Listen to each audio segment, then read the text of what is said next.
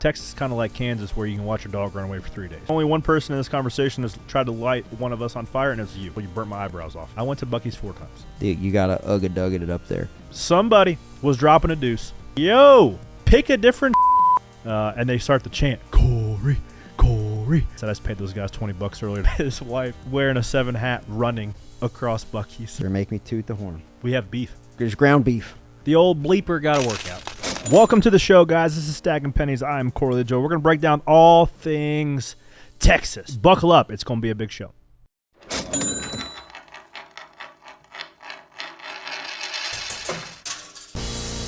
Stacking them deep, selling them cheap. It tastes like gasoline, rubber, and victory. We're just out here stacking pennies.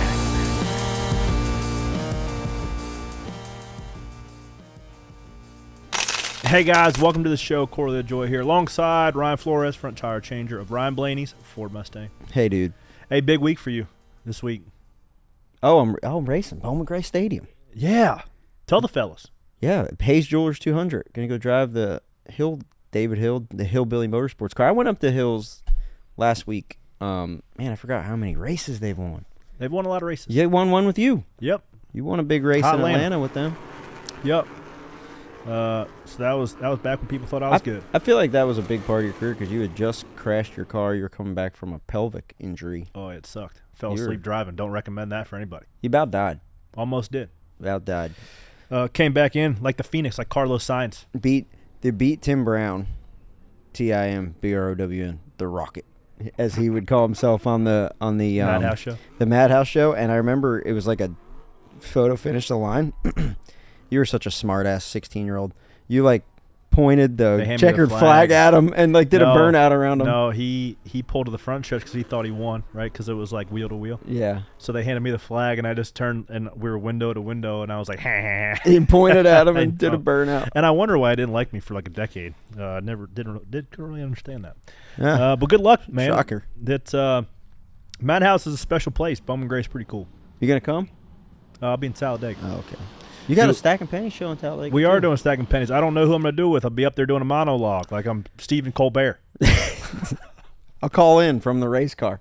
Hey, man. How's practice going? Yeah. How was your weekend? How's my weekend? I flew down to Dallas on Wednesday. Dude. You were gone all week. So a lot of Schluter stuff. They had their sales meeting with about 400 people, the directors and all the brass. Even Mark and Udo Schluter flew over from Germany to partake in this little shindig at Choctaw Casino in Oklahoma. You were in Oklahoma? Yeah, flew into Dallas-Fort Worth, drove an hour and 45 minutes to the casino. How was that drive? Seen anything cool? Yeah, I mean, Texas is kind of like Kansas, where you can watch your dog run away for 3 days. So there's not much going on. A little tumbleweed. Yeah, so I like the Schluter car. It looked pretty cool. Big fan of the paint scheme. So, it's got the number is solid separate, white. Yep.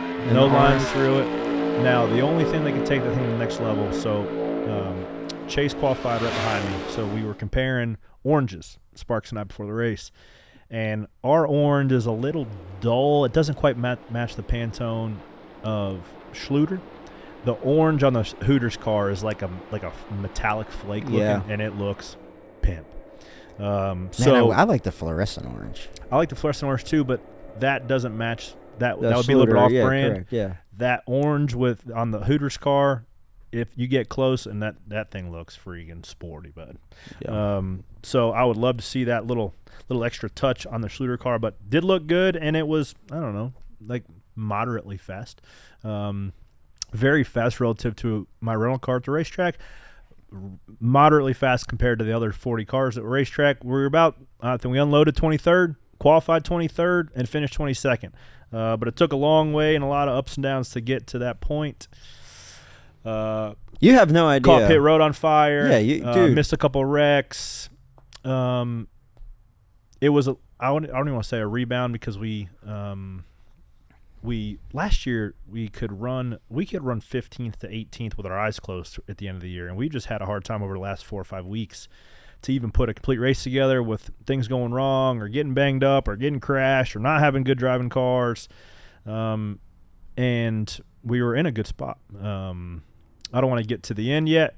We can break that down in a minute, but They told me I caught pit road on fire. I did not know this. Oh, I watched it. You start it. cussing at me when I get to the studio. So, what? I didn't cuss at you. This is during green flag. I was just telling you that you didn't understand what happened, like the storm you caused. So you pit. It's a green flag stop, and it's like, yeah, there's me right there in front of you. So you, we're in pit stall 4, pit stall 5 is blocked out, 6 is the 54, you're in 7. 7 car in 7. You guys do, so green flag stop, you're leaving your pit stall. As you leave, your fuel head obviously is stuck open. So it dumps, I don't know, just a couple gallons. Just a line, probably not even. Okay. But it's a line that kind of goes out and almost through our pit box. And as Blaney right as you pull out, we pull in. And right when he hits the brakes, he goes through that line and just starts death sliding. So he missed the mark by like 4 or 5 feet just because he slid through the gas. But right when he did it, it lit everything on fire.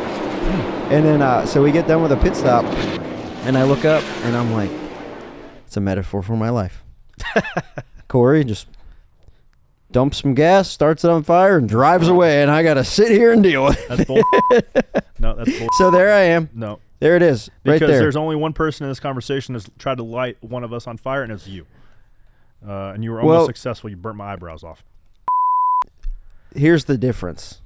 You and me, Brandon McReynolds and George might be the only ones that know about me lighting you on fire. The whole state of Texas watched you do this, okay? So mine is going to stand up in a court and of everybody law. watching on Fox. But so I wasn't real worried about the fire because it's going to go out. It looks a little bit more dramatic than it is. But the fact that he hit the gas, like right when he hit the brakes is when he was to that line of gas, and it picked up speed, and he slid by me. That's what I was more upset about because it cost a half second. But the funny part is after this, Braxton Brandon, the jackman of the 54, they're out there they're getting ready to pit, right? And that guy's out there trying to put it out. See Braxton, he's like, get back, yeah. It'll burn out. Yeah, we're coming. So that's kind of how comfortable you get with fire because like, okay, it's just gas, it's going to burn out. But if that guy sprays the pit box, then it makes it slick. So he's like, it's fine because it's going to evaporate it and make the gas not slick. So you kind of let it burn out as long as it's not like somebody's on fire. And then they come in and, man, we'll cover that in Pit Bow Roads and Woes. But there was another dramatic turn of events. We'll get there later in the show. So we were right there, 23rd, 25th. Decent car. It was super hard to pass, dude. Really aero tight. And you watch the Xfinity race. Amazing ending that we're going to break down at the end of the show as well, with Sam Mayer getting that win over about 2 inches, or Todd Gordon's math 7 feet, over Ryan Sieg. We'll break that down later, but those cars you can manipulate, like Eric was talking about. You can move around, you can put it on their door, you can put it on somebody's left for a quarter, and have some options. These cars, man, it's just defense and 3-lane blocks the entire day. If somebody has a run on you, you just throw a haymaker block, and if they dump you, then we saw that a couple instances with the 41 spinning out the 12, the 8 spinning out the 77, a couple other guys. I think Bubba spun out the 14, maybe he talks about later in the show. That's it. If you chop the wrong guy and it's egregious enough where you feel like he's going to wreck you just wreck him. And it's hard to get your brain to race that way, because it's not like, it doesn't seem correct to just throw that much of a haymaker block, but that's what this car requires you to do. The finish for the Xfinity race, Eric was in here last week too talking about it, right? How the Xfinity cars drive compared to the Cup cars, and there's a lot of talk about the Xfinity races compared to the Cup races. Hot take here. The Xfinity guys are not as good as the Cup guys, right? And Ryan Sieg missed it the last couple laps and didn't aero block, and that's why that happened. Yeah. That's not going to happen at the front of a Cup race. No. And that's why we need parity like we had in Bristol, because everybody in the Cup field is so good and everything is so dialed in that you don't miss. Yeah. And that's why the races get to be stale at times, because it's like everybody's so prepared. And the level, it's not even college to the NFL. I think from Xfinity to Cup is like high school to the NFL now. It's a big jump. It's a big jump. and just guys that don't make mistakes. Contrary to everything what we're talking about, we saw a lot of cautions at Texas, a lot of single car crashes, just because the margins are so small, man. If you get an opportunity to pass, you have to take it. You have to be aggressive. You have to put your car in a hole that you probably generally wouldn't and use your better judgment, but because you would be stuck behind the person if you don't complete this pass for the entire rest of the run, you see some guys pushing the envelope. What I liked with the 42 and the 48. What I liked this weekend? Tell me.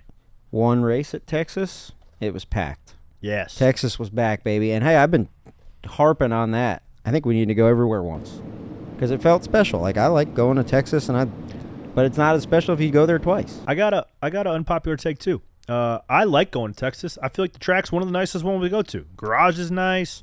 The infrastructure's nice. The roads, there's like a ton of ways to get in and out of the racetrack. There's a Buc-ee's right down the street. Are you kidding me? I didn't go to Buc-ee's once. I went to Buc-ee's 4 times. We landed literally, garage opened at 10:30. We landed at 10:08.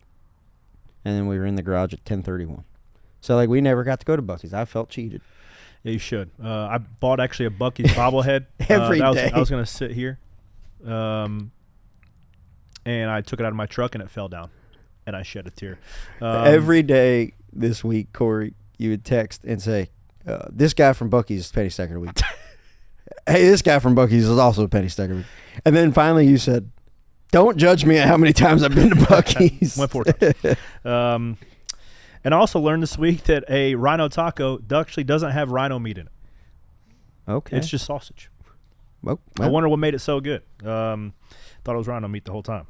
But nonetheless, let's get into these video breakdowns. And if you are listening to it on SiriusXM Channel 90 or just on audio, I recommend go check this thing out on YouTube as well. They do all the clips. We break down all the things so you can see it for your visual reference as well. Your Run viewing the tape. Pleasure. Ooh. Big shot from the 48. The 42 actually, he was wounded a little bit, but he was still comparable the rest of the race. The 48 was not. Big damage to the Chevy Camaro of Alex Bowman.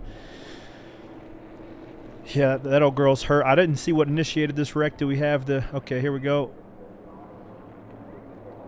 And... Oh. Hang on. What started that 48? That's a different crash. Oh, no, it's not. Oh, it's not. Okay, the 20 got a little bit too high, got out of the groove, backed it in the fence.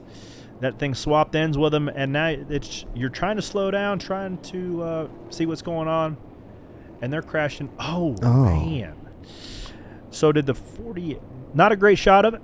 I don't know if the 48 got help there. The old Bandolero crash. Or if he just... Oh, here we go. Here's a good shot of it. Oh, no. So you're trying to slow down, right?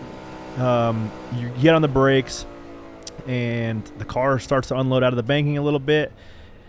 That 48 just swapped ends, locked the rear tires up, and just went broadside. 42 did the same thing, and absolutely shemay-laid them.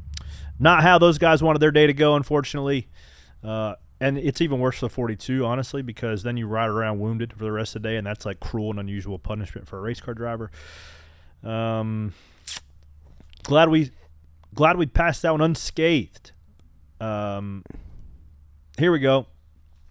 12 car got crashed. How was Ryan on the radio after that happened? I didn't understand what happened. I just know that they were like, Timmy was like, watch the 41 here, coming to you.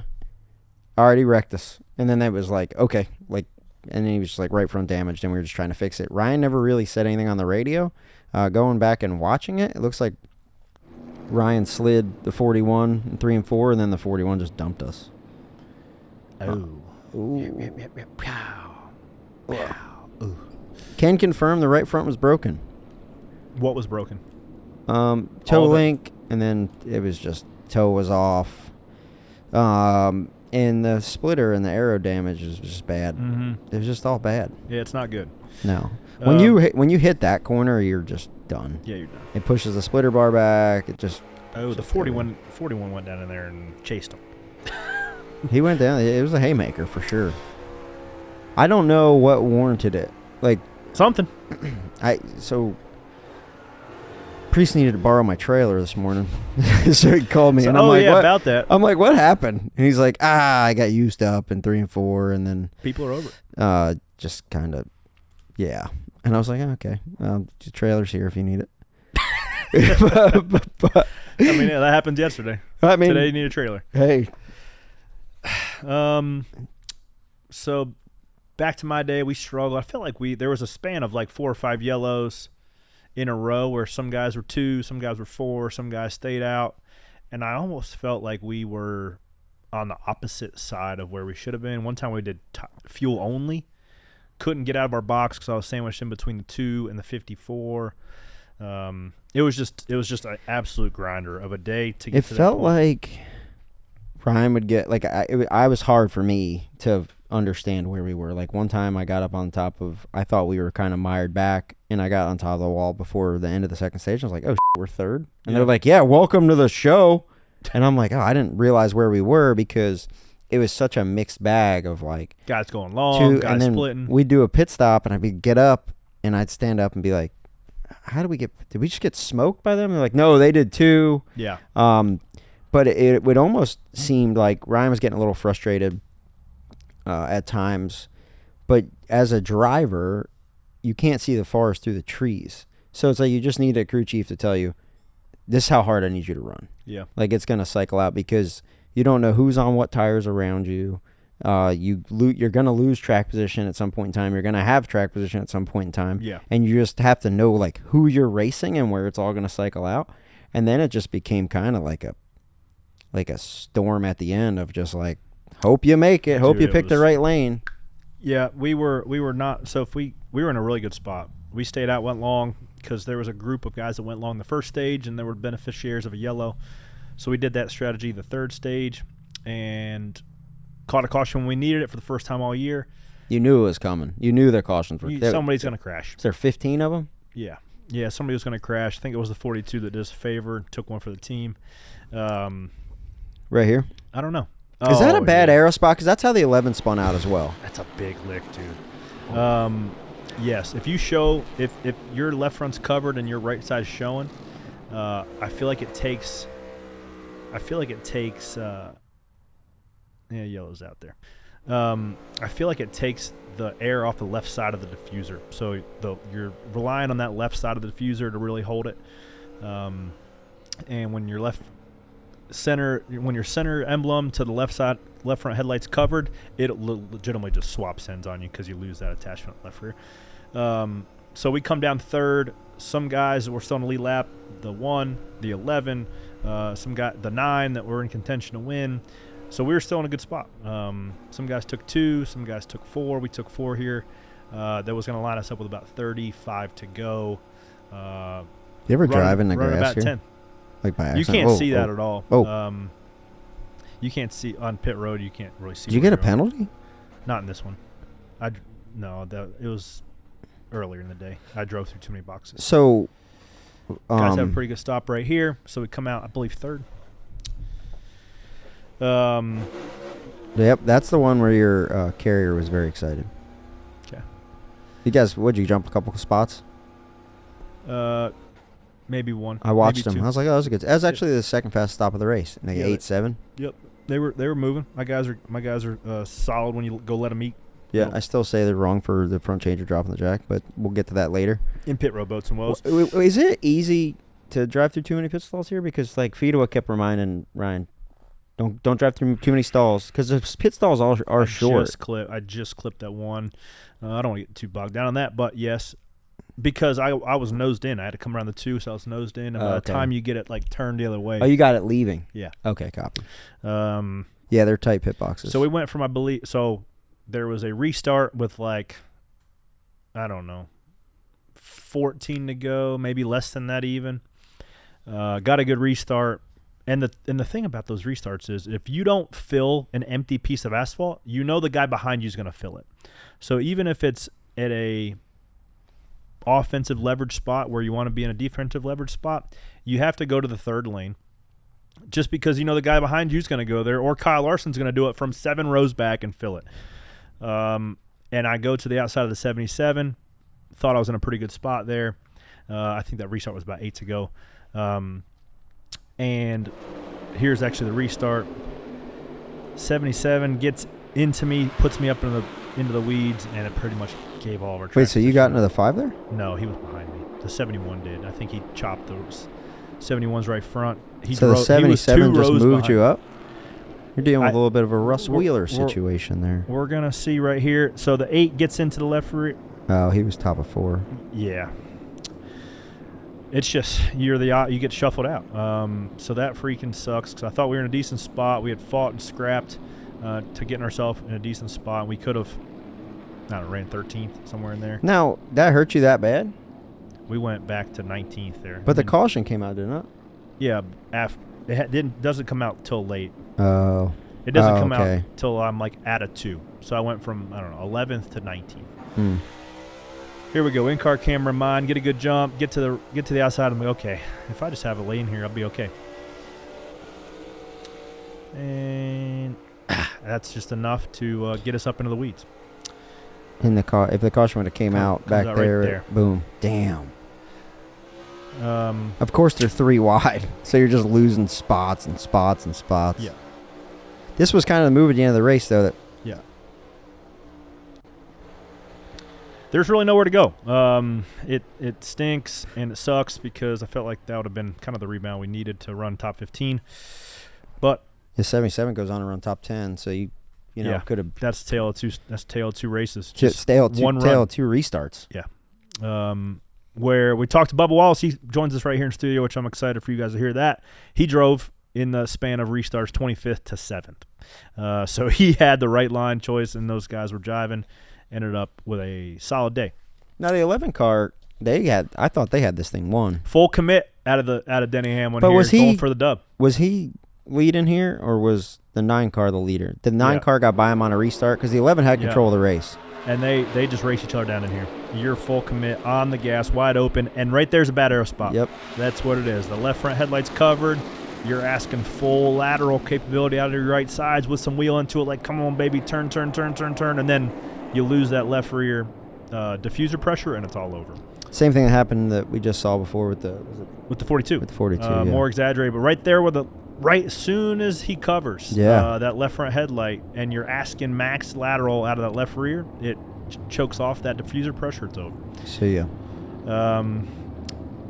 Seen a lot of stuff going on. The Texas fans were quite happy about that. I heard them like Dale Jr. at Bristol style in the car. About that one.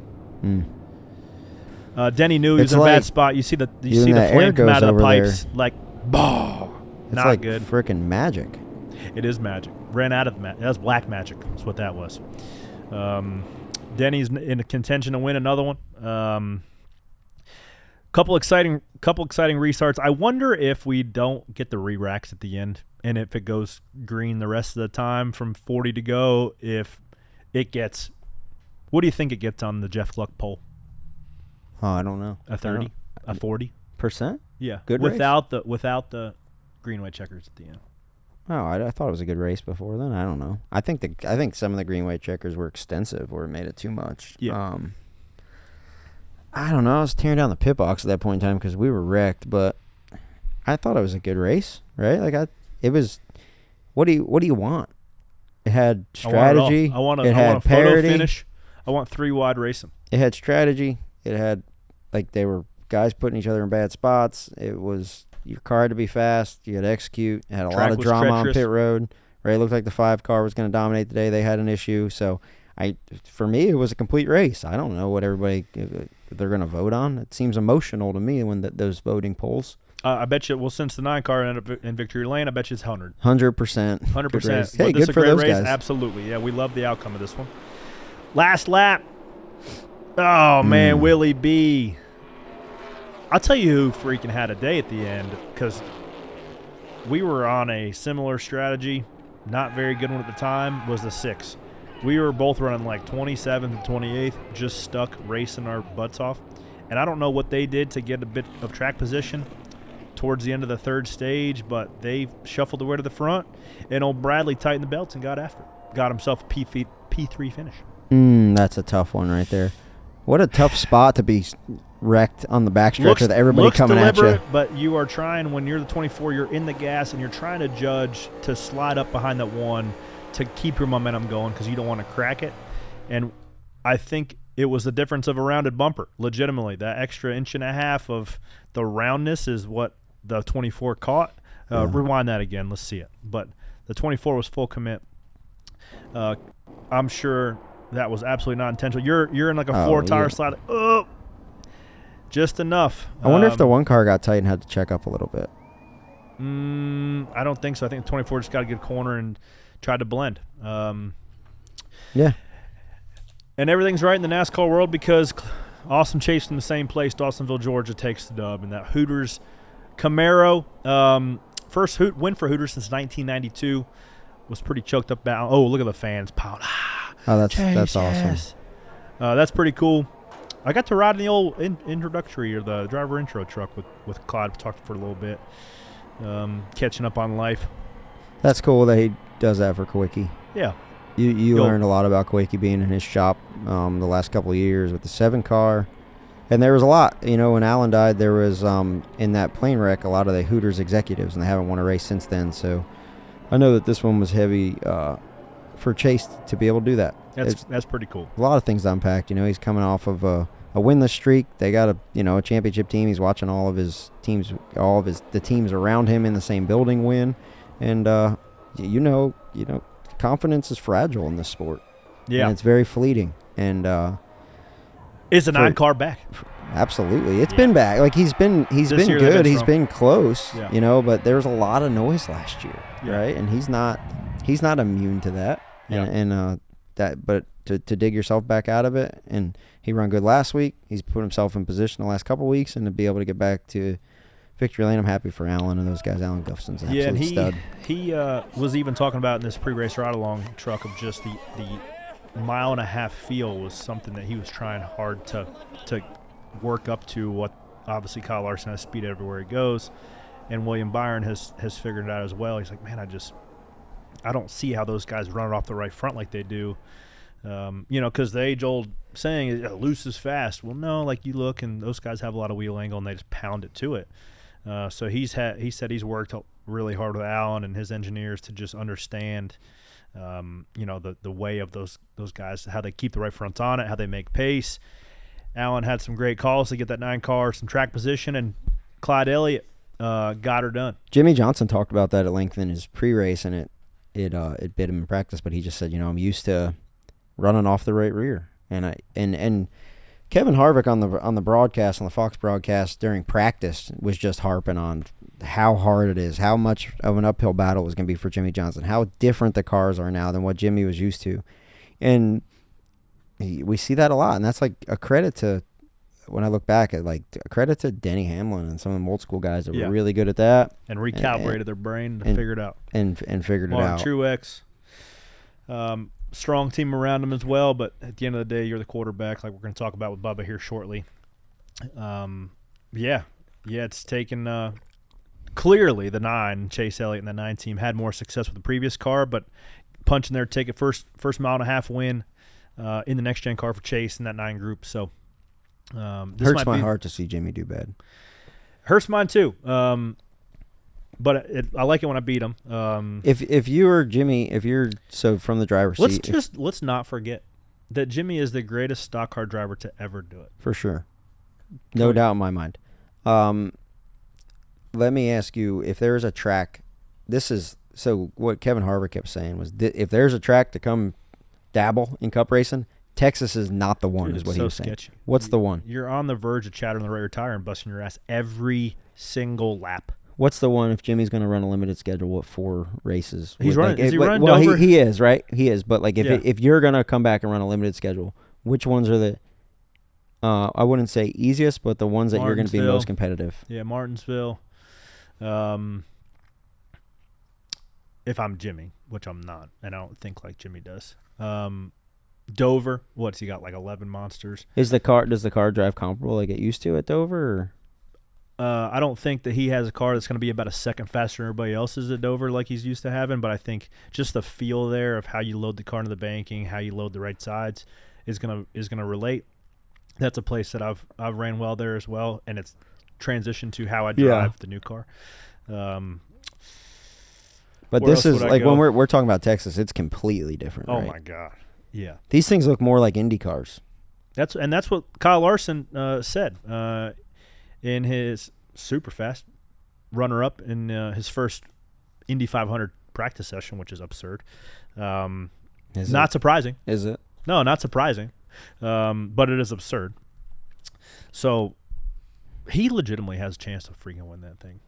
It's not so like people are like, I don't expect him to win, but I expect him to do good. Dude, I will be impressed if he wins, but I will not be surprised if he wins the Indy 500. Yeah. Like, I don't know. That's what I would say. I'd be impressed, but not surprised. I'm with you. And I'm pulling for him. Me too. I think we're all pulling for him. My man's going to have some frequent flyer miles too, buddy. I'm excited to see. I'm sure they're going to do some content around that journey back and forth. I'm excited to see that. Maybe I can drag him into the studio here in a couple weeks before or after to talk about that experience. But nonetheless, that's all things Texas. Everything's good in the world. Chase Elliott in the 19 back in victory lane. But good old friend of myself and Ryan Flores coming right here in studio. Bubba Wallace, come right up.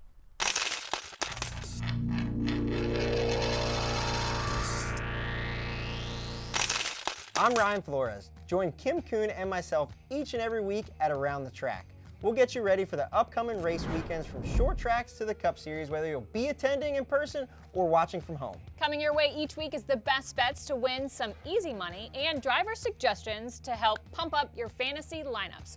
Around the Track also tells you what to watch for in the NASCAR Regional Series and which young phenom drivers to keep your eye on. Plus, our At Traction segment gives you all of the fan activities, concerts, and tailgating fun at the track. Be sure to check out Around the Track each and every Wednesday on NASCAR's YouTube channel.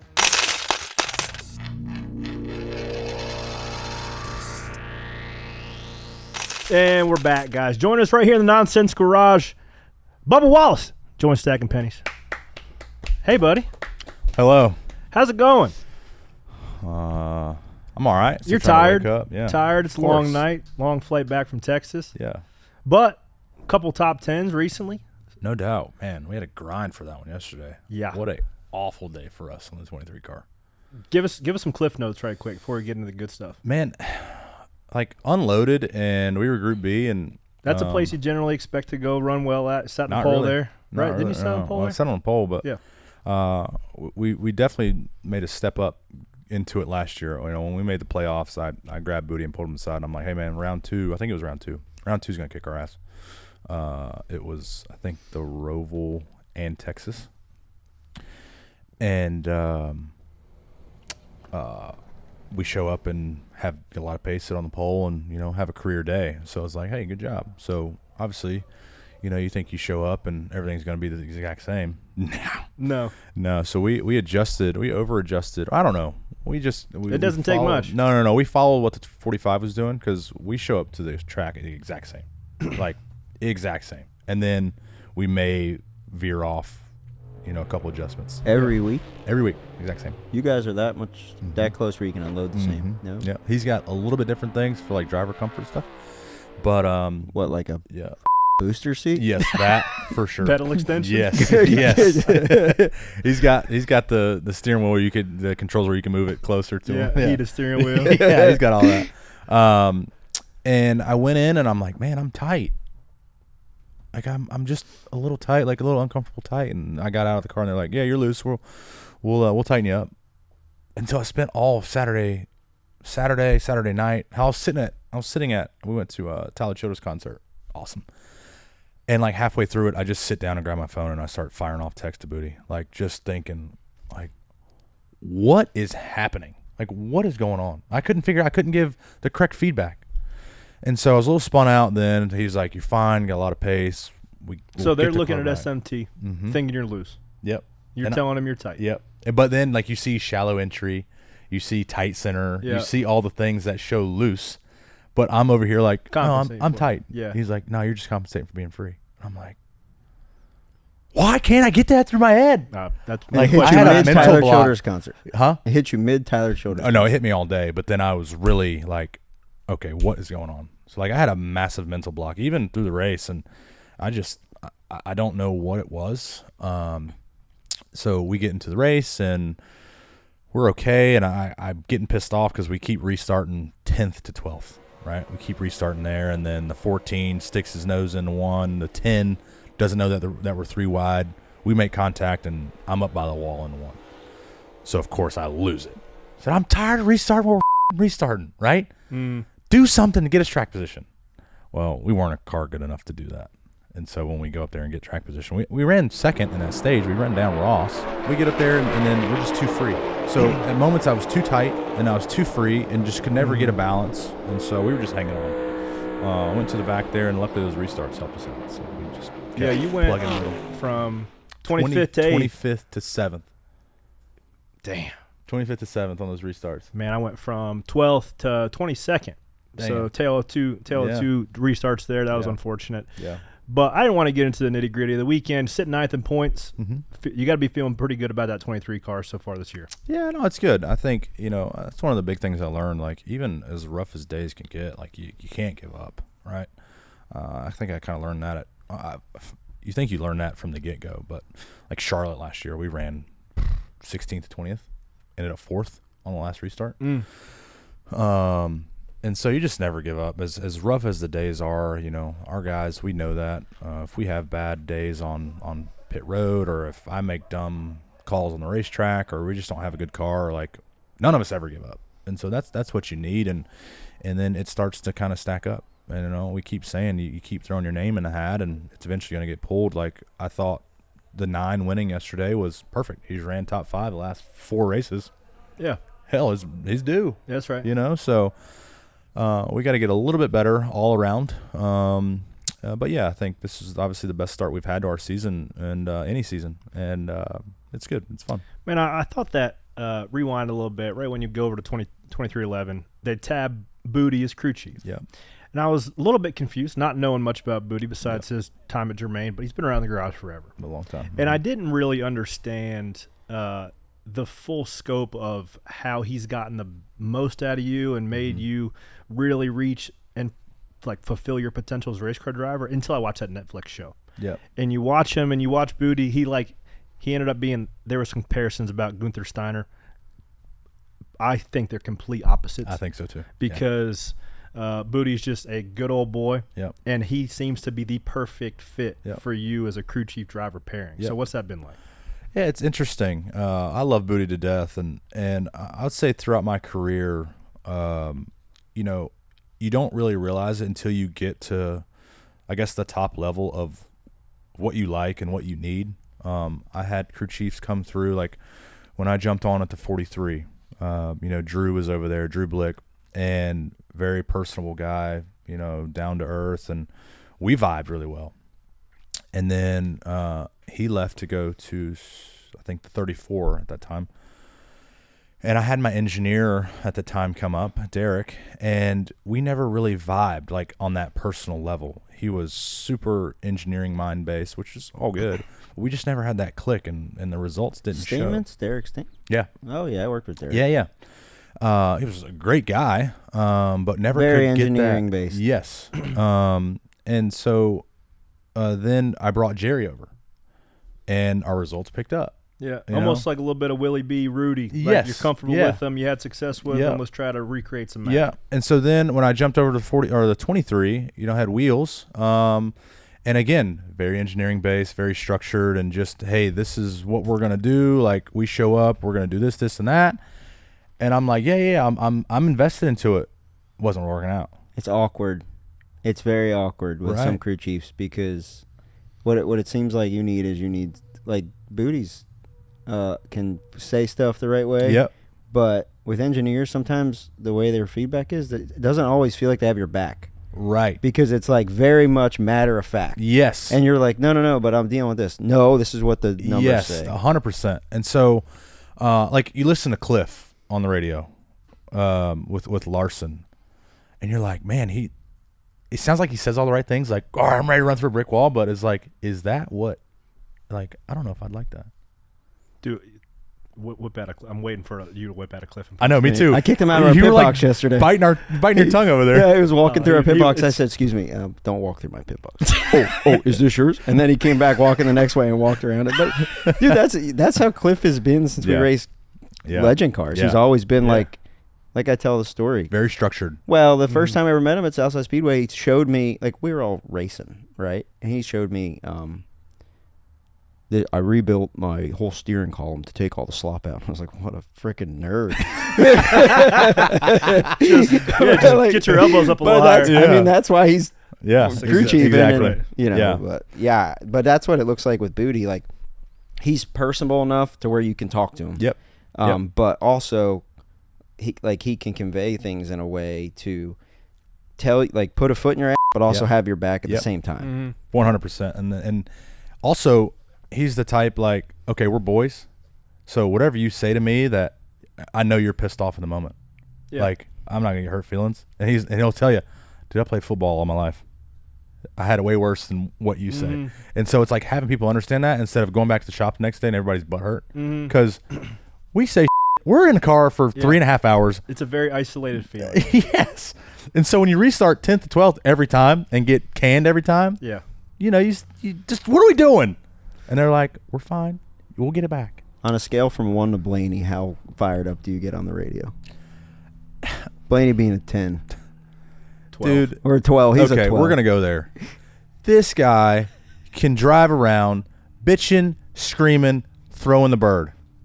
Oh, man, he's passionate.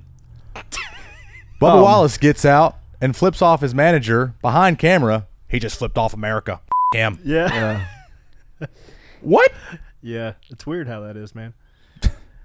That's all I'm gonna say. That's a lot of weight, though. And do you live with that? Do you feel that burden of, like, expectations and perception? You know, being. I mean, there's way more eyes for sure. You know, and I think, you know, at times I'd say the biggest thing that I've done in this year, and you know, I was ever since 2020, I was always like, after all down, right? Yeah, which you didn't ask for. No. I was like, okay, I got to prove to everybody that, you know, I belong here, and, you know, instead of just being Bubba. Exactly. And, you know, thinking that the world is against me and everybody's out to get me, you know, there may be some, but I don't need to invest my time into that anymore, you know, trying to prove everybody right. The people that matter, they know what's right and what's wrong, and that's right. And so I think that's helped me out a lot, just from the mental side of it, and then showing up to the racetrack and being more comfortable. You know, I definitely lost touch with who I was for the last couple of years, and chasing the wrong thing. And you know, now that you've kind of gotten back to being on the right track, things are starting to click. So, all right, well, I love it. I love to see it clicking for you and that 23 Thanks, team. Keep it moving. You're welcome back anytime. Bubba Wallace in the Nonsense Garage, everybody. Thank you.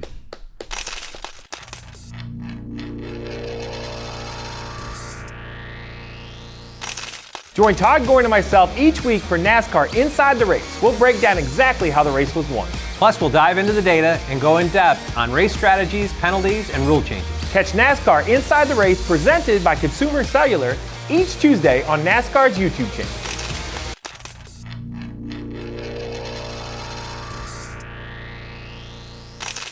And we're back.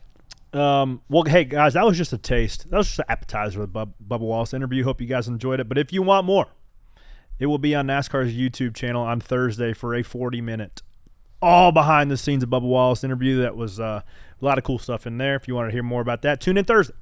But we're going to carry on this show on the road, pit road boats, and woe time. Several woes, one of which we talked about, catching pit road on fire. But probably the biggest one and most newsworthy one is that 5, losing a tire on the racetrack. That's a no-no. Yeah. So green flag stop. If I would venture to say, if the caution didn't come out, it wouldn't have come. It's the caution coming out is what promoted that, because like when it stays loaded up, especially a right side, it would either like pop off and he would feel it and almost wreck, and it would stay in the fender. But when the caution comes out, it kind of gives it that wiggle room, and it just works itself out. Yeah. And then you got to kind of limp it around. The only thing that I think they could have done better is he was in pit stall 1. So you can stop and back up to your pit stall right there. I don't know if that's a complete no-no, but if you're talking about getting your guy suspended or not, I don't know what the penalty is, but that's a 2-lap penalty if your wheel comes off. I think you don't. He doesn't it feels make that more call. like Cliff's got to make that call. And but he feels like it's probably, unless they look at the tape and know that it's loose, I think it feels more like a flat tire than it does a loose wheel. I would say that I would guess that they knew that there was something not right with it before that happened. Because, like, the team knows. They put the wheel on there. They got the high-speed cameras. We've got everything that they'll be like, we're not sure. So, for instance, yesterday, Ryan said after the first stop, my left rear feels a little squishy.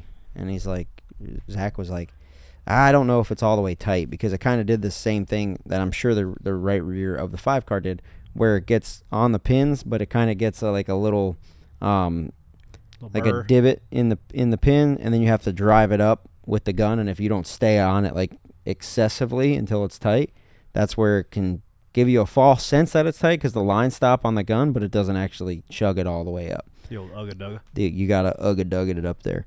And that's what, I mean, we've been seeing more and more of that, and I see like the tweets, why is this happening? What is going on? It's just speed. Everybody is chasing speed. We saw a new fast stop this week, which we'll get to. Ring the bell.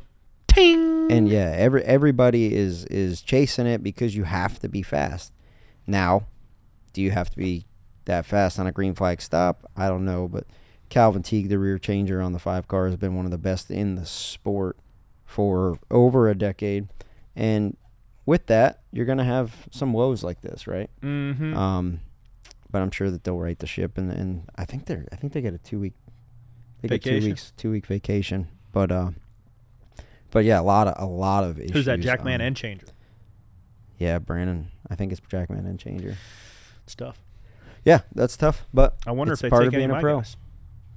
Probably take your guys. Hang on. I'm sitting there thinking, like, oh no, trickles there down goes to my you. guys. Well, at least Talladega Yeah. is a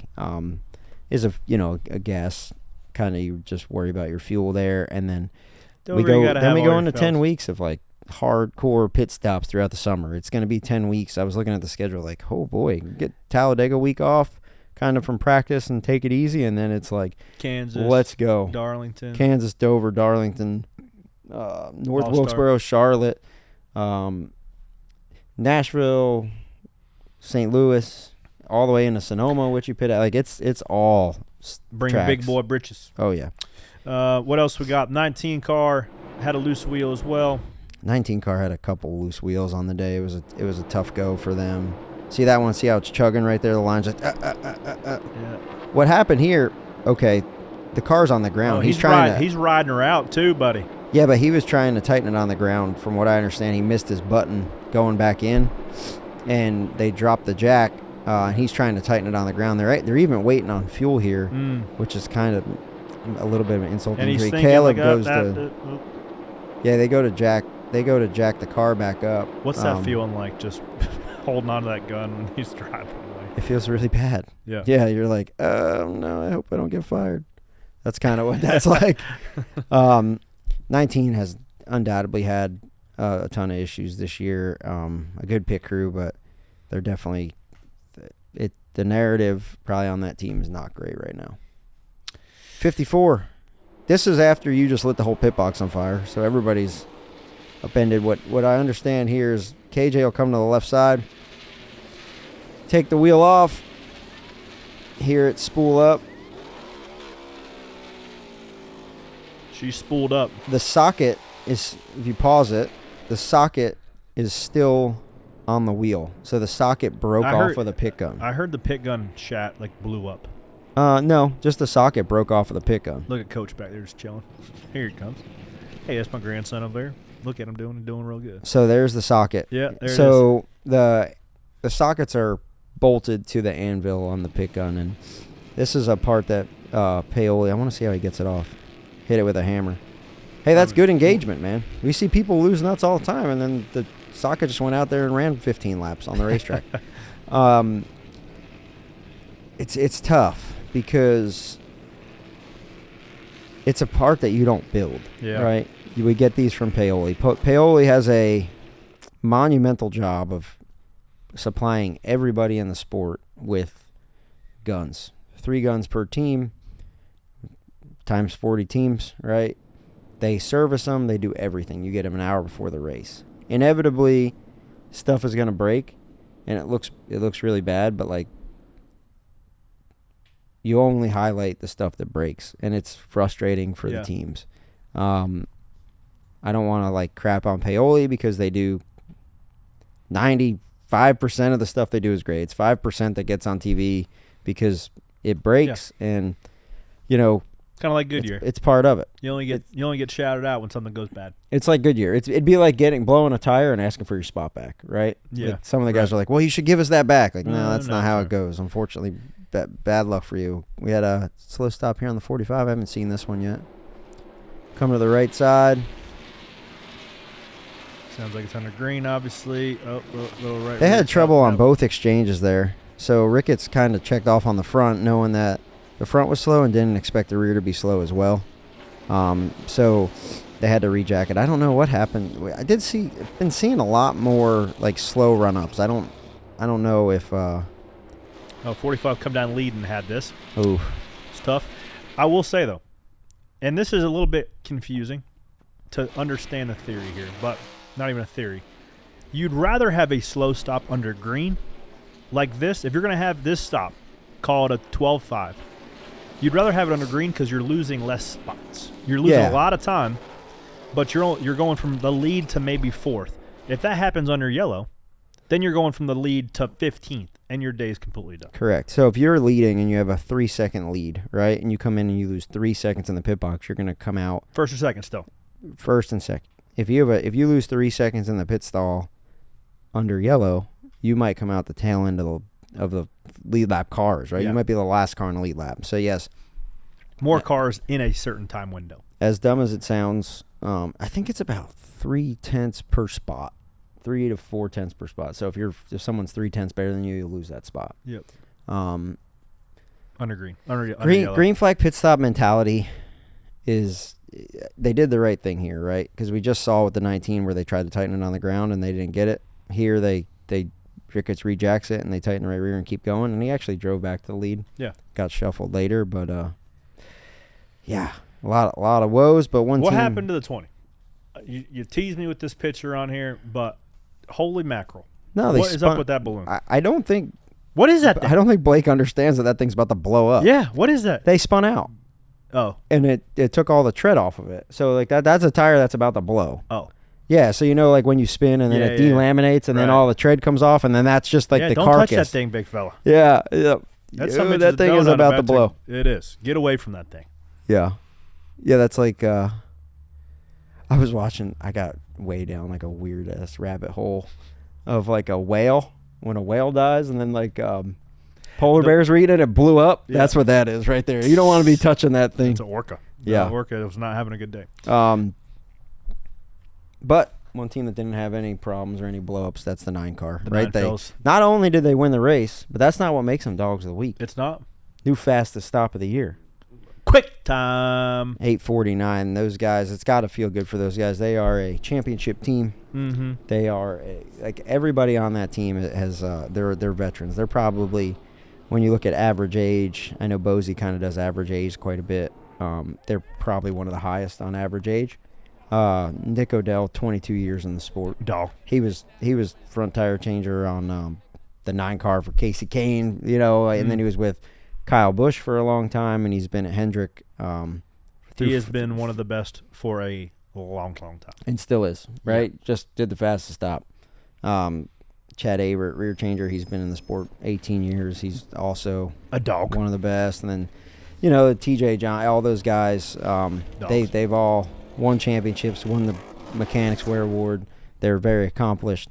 So, those guys, Chase wasn't the only one that went through that last year, right? Yeah. It was the whole team. Yeah. And kind of forget that those guys are used to winning too, and they're used to being great. And Alan Gustafson, through that struggle that they've had with on-track performance, they've kept their same guys, continuity. Know that they're a great team, and they go and execute this week. And they've been super fast, man. The 9 team, don't sleep on the 9 team. They are like they just proved one of the best teams on pit road. They won average. They were the best average this week. They had the fastest stop of the week, and they won the race. So shout out to them. I tell you, Alan Gustafson does not get enough credit. He is 1, a Hall of Famer, 2, just an absolute dog himself. Absolute Hall of Famer, but he's not He's not like he's not going to be out there. He's not going to be on the stage telling you about it. He's not as outspoken as like Cliff, right? On the radio, Right. he's more. He's definitely a different type of leader, but Intense too. If he's an intense fella. If someone said, "Hey, you got to pick a crew chief right now," he'd definitely be top 3. Oh, for sure. For sure. And a lot of people calling for his head over the last, I don't know, 16 months with that 9-team struggling. Really? Yes. Oh, goodness. Yeah, chatter was getting loud. Even just for the sake of making a change just to make a change, because, it's not unlike Hendrick Motorsports just to shake some stuff up and move numbers on cars and keep the team intact. Alan's not only the type of guy I'd want a crew chief. He's the type of guy that if I was starting a race team, they were like, pick somebody to come run the team. I'd be like, he's Alan. the guy, dude. Yeah, he's the guy. Just got good culture. He's a personable guy. Super intense. It does not surprise me. He has helped Chase get back in his rhythm, get that 9-team back in victory lane. And they're back, baby. The 9-team's back. They're back. Good for them. They deserve it. They do. Dogs of the week. Dogs of the week. Congratulations. Hard-earned. 849, quick time of the year. Who's going to be the next team to beat it? I don't know. Hopefully the 12. It won't be this weekend at Talladega. Won't be this weekend at Talladega. Nope. I don't think you'll see very many 4-tire stops. But nonetheless, we're going to land this thing here shortly. Talk about my Buc-ee's experience and some penny for your thoughts questions coming up right after this.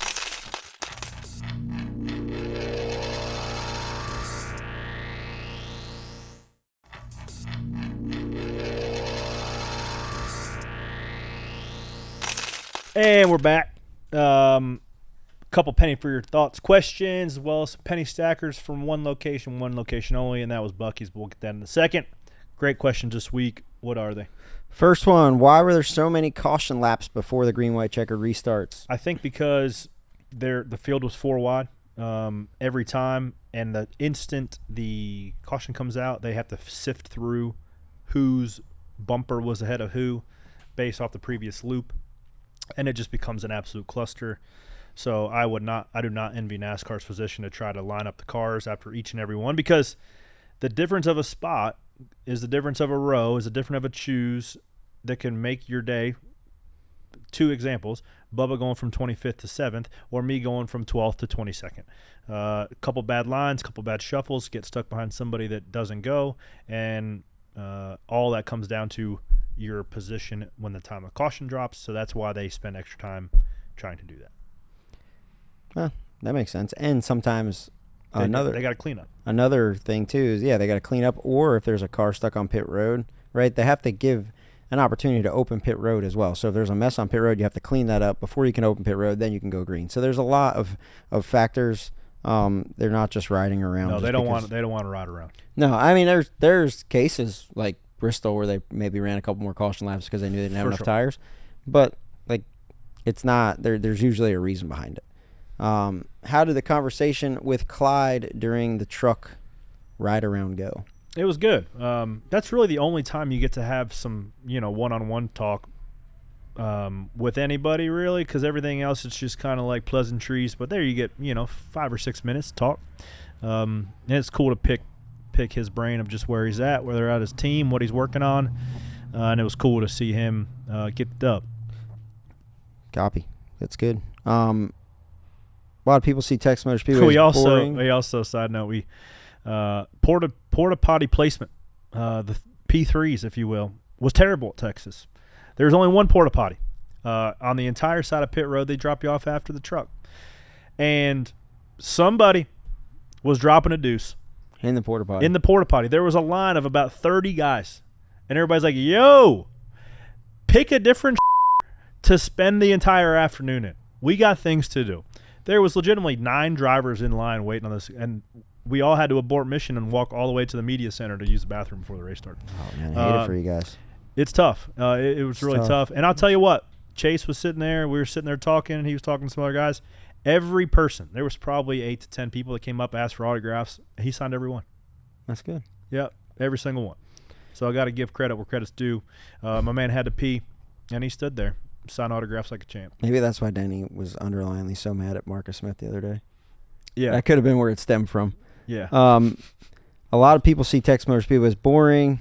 How do you feel as a driver? I think it is. I think it has crested the hill. I'm still on the side. I'm not loving Texas, but I don't think it's bad enough now to where you have to spend the money to repave it or reconfigure it. But I would personally be on the side of love a nice reconfiguration of that spot. Copy. Another one. How does a pit crew prepare for hot weather? It got snuck up on me yesterday. It did? Yeah, and it'll sun popped shift. out. It got to 80. It'll shift now. I think everybody's worked on I think everybody on pit roads kind of worked on fire suit technology and best way to cool yourselves. They've been really hard on SFI underwear, so that's kind of raised the temperature. But hydration all starts Friday, Saturday, even earlier in the week for you. So making sure that you stay ahead of it. You stay ahead of it. So last one. Does Corey like the pre-race drive around the track? I do.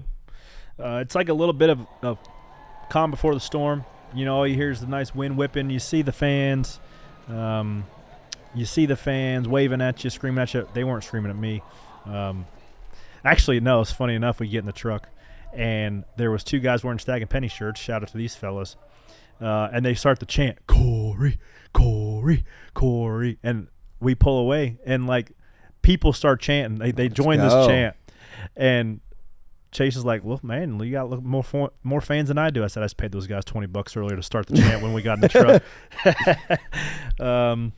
So those guys get an honorable mention for the Penny Stackers of the week. But multiple Penny Stackers of the week this week that separated themselves from the field. I love Buc-ee's iced coffee. I love everything. I bought matching swim shorts for the kids, and I bought a bobblehead, as I mentioned earlier. What else did I buy? A couple Rhino tacos. But the iced coffee there is really good. So I went in there the first day, and the guy working there, he was like I got the little bar with like the half and half and the, the milk and the oat, all the stuff. He's just like cleaning it up. And I'm like putting the top of my coffee. He goes, hey, Corey, good luck this weekend. I listened to this show. So that fella's name was Eddie. So that's when I fired off. Eddie is Penny Stacker of the week. Eddie from Buc-ee's. Eddie from Buc-ee's. I was confused because I thought he lived there. He doesn't live there. He might. He works there. You could live in a Buc-ee's. You'd never have to leave. No, you wouldn't. You got everything you need. And then also Sunday morning I went, and I see this fellow walking around with a Corey LaJoy shirt and a hat. And I was getting my stuff, so I tracked him down, and I was like, hey, man, nice shirt. Calls his wife. She's on the other side of the store. Honey, get over here. His wife wearing a 7 hat running across Buc-ee's. Wait! Oh, my God. So Justin and his family the next day were super pumped up to meet me, so we spent a couple minutes talking. They said they met me there at that Buc-ee's 2 years ago. Somebody else said that they met me at that Buc-ee's. So they go now to Buc-ee's on Sunday morning expecting to see me there. They just hang out in a certain window before the race. And lo and behold, I show up Sunday morning, get my Rhino taco, cold brew coffee, and keep it moving. If you stand next to the Rhino tacos on Sunday morning, you will see Corey LaJoy at some point in time. See me. Between the hour probably 8:15 and 8:45, that's where I'll be. So if you want to get autographed, meet me at the Rhino taco station. Or if you're mad at him, buy all the Rhino tacos so you can't get one. Oh, I walked up and there's this fella looking at it. There's the last one, and we did like one of these. Like,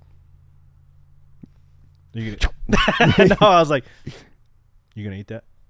And he was like, no. And I was like, good, that's mine. I thought you were a brisket guy. Not for the morning. For the morning. I was Rhino meat tacos, man. That's what gets me going. All right. We have a couple great clips, one of which happened on Saturday, the Xfinity race. Ryan Seek, everybody was the feel-gooder. He chooses the middle here. Doesn't pick the mayonnaise or the mustard. The one gets a great run through 1 and 2, commits to the top, gets to the left rear corner with a monster run. Clears them, goes into 3, little loose. Land to the 39, turns down the hill, and it's going to be a drag race. The one gets the run, puts it on his door. They get a little loose. Contact. Oh my goodness, man! I thought the 39 won. It looked like 39 was ahead the whole time until they showed the slow mo. Dude, just barely. A splitter at the start finish line might be the only place on the whole track where the 8 car was ahead. The one car. Or the whatever car it is. Dude, that is so freaking close. Not the closest in Xfinity Series history, surprisingly. What? No, second closest finish. I feel for Ryan Sieg, man. I feel for him.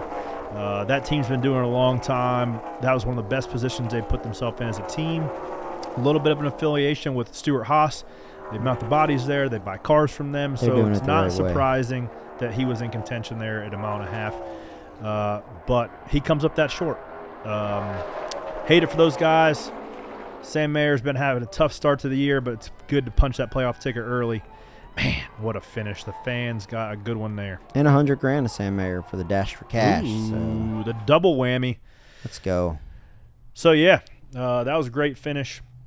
Also, I saw a clip from MotoGP. Did you see this? No. Fire it up. So, side note, Trackhouse has a MotoGP team. So, these guys get caught up between 15, 16. You go to the wrong bike? The guys get on the wrong bike. Sir, that's my horse. Get off. Yo, get off my bike. They literally didn't know where it was. And this guy's pushing people out. Like, get the hell off my bike. Those guys were going 218 miles an hour into 12. What? Yeah. So, SVG, Daniel, and Ross, they flew after practice and qualifying to Austin to go watch that MotoGP race or practice on Saturday. So those guys were nuts, and I agree with them. So they were going 212 into turn 12. Yes. Oh my God, dude. That's crazy, dude. And then using their body as kind of a parachute to slow themselves down. Good for them. Yeah. Good for them. That was a funny little clip. What else we got? Do they run? I wonder if they run the same track or if they shorten it or change it. Yeah, they run the full track. The full track. Oh, yeah. Yep. Yeah. That's all I got. Did you have anything grind your gears this week? No, I did see a little bit of talk from other motorsports fans of like, how come these guys can't figure out how to get lug nuts on it? Every other form of motorsports has one lug nut. And I was like, man, they're going to make me do it. Do it. They're going to make me toot the horn. What are you tooting? They're going to make me toot our own horn here. I would say, so like I see like people talk about, whether it be F1 pit stops, IMSA pit stops, IndyCar pit stops, I'm going to say this. As a defending Cup champion, I feel like I could go and do one practice and be a competitive IMSA tire changer. I feel like I could do a practice and a half and be a competitive F1 tire changer. I might be way out of line here. I don't think so. I train with the IndyCar guys at Penske. I think a week or two of practice I could figure out how to be a IndyCar tire changer if I had to do it to feed the family. Yeah. I don't know. I mean, AJ Rosini does a good job coming over. He did IndyCar. He came to Cup. I don't know that learning curve is that quick to be a NASCAR Cup tire changer. And I would almost do a athletic decathlon with any of those guys that would like to talk about it. What sort of activities are we gonna do in the decathlon? Just tire changing. Oh, okay. Let's just go. I was gonna say everything else. I will go straight up with any other tire changer from any other series, straight up, and so people could understand just how hard Cup racing is and Cup tire changing is. So it does. It doesn't, like, I wouldn't say it grinds my gears. It's just that I don't know that we do a good enough job of understanding how hard that is. And now that the job has less lug nuts and you're doing, 850s. You're doing less, I would say, technical work, and now it's just, you are just hauling as much ass as you can haul.